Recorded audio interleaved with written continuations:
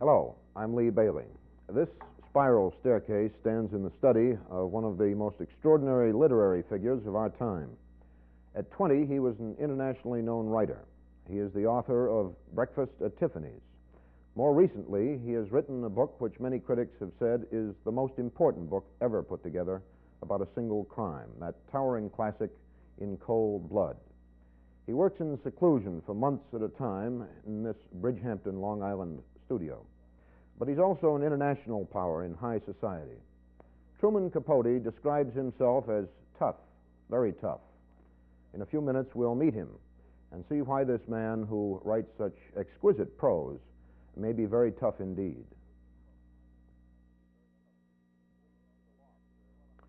This staircase leads to the loft where Mr. Capote does his writing.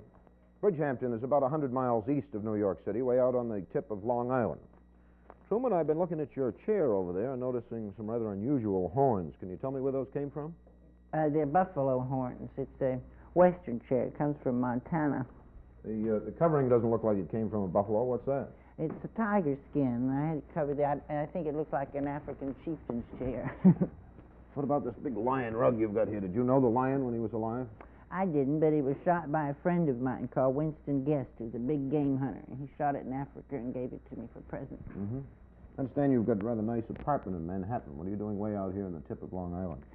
Well, I like it out here, especially. It's, very near the ocean, and it's very pleasant in the summer, but it's where I come to work. This is my studio that I spend a great deal more time here than I do in New York.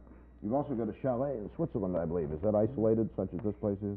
Yes, even more so. I mean, it's way on the top of an Alp. It's beautiful. You can look out for 50 miles in any direction, but I also only go there to work.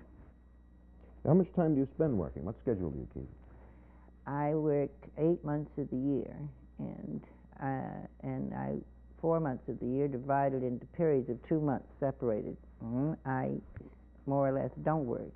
I mean, not as intensely. I'm working, but I'm not getting up at 5 o'clock in the morning, which I do most of the time. Mm-hmm. And for those 4 months, I work very intensely. I get up at 5 o'clock. I work till 10 or 11. Then I do my correspondence and have a nap, and I live mostly by myself and alone and don't go out at all. From some of the publicity that I read about you, it would appear that you're quite a social butterfly. Do you think that's accurate? No, of course not. I have a great many friends, and during the times that I take a vacation from my work, I see them, and I devote a great deal of time to them, because that's my idea of a vacation, is seeing my friends and really being able to spend time with them and enjoy them. Well, do you see the jet set only during your 4-month layoff, or do you see them pretty constantly? Oh, the jet set. They're only a partial part of my friends. I suppose that's true.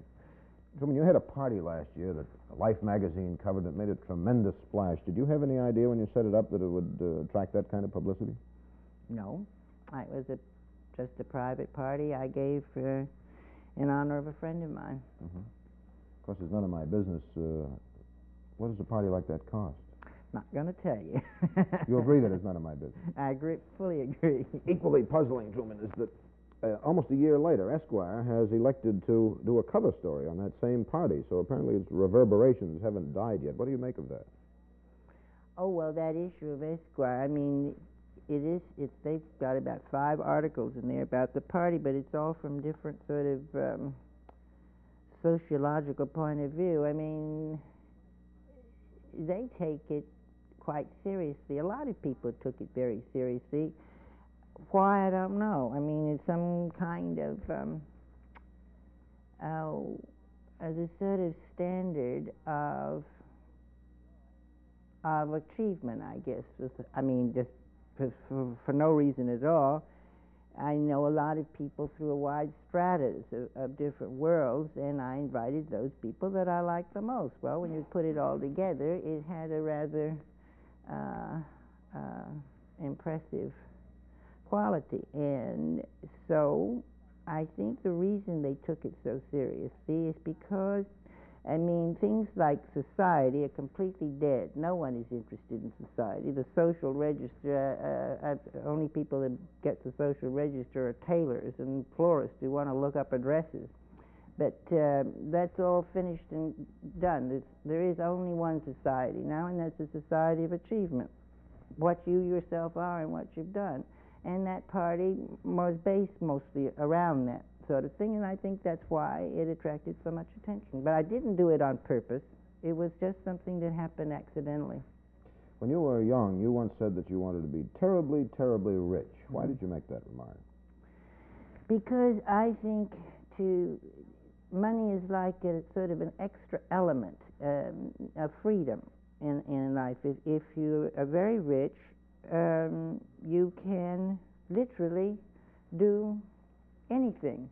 You have total, absolute freedom. And why not be your own living work of art? I mean, why go to a museum to see pictures? Why not buy them and have them in your own house?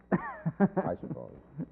Truman, you may be America's most successful high school dropout. Why did you quit school when you were young? Because I was